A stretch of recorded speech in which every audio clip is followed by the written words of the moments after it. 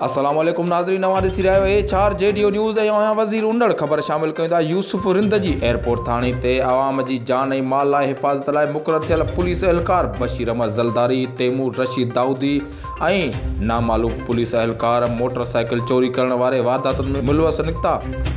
SHO airport Maqsood रज़ा मंगराड़ airport थाणे जे हद municipal high school Nawabshah ॿाहिरां motorcycle चोरी करण जा CCTV फुटेज हासिल कया त उन में संदसी थाणे जा 2 पुलिस एहलकार बशीर अहमद ज़लदारी ऐं तैमूर रशीद दाऊदी मोटरसाइकिल चोरी कंदे नज़र आया। जंहिं बैदि SHO मक़सूद रज़ा मंगराड़ 2 पुलिस एहलकारनि बशीर अहमद ज़लदारी ऐं तैमूर रशीद दाऊदीअ खे गिरफ़्तार करे मथनि मोटरसाइकिल चोरी करण जो केस दाख़िल करे वरितो आहे।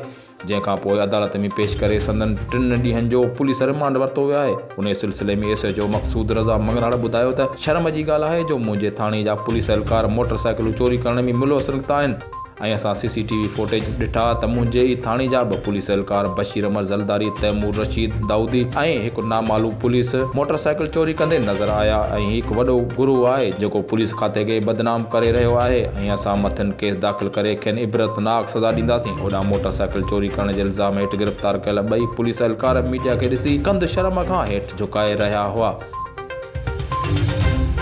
वधीक ख़बरुनि अपडेट लाइ ॾिसंदा रहो HRJDO न्यूज़।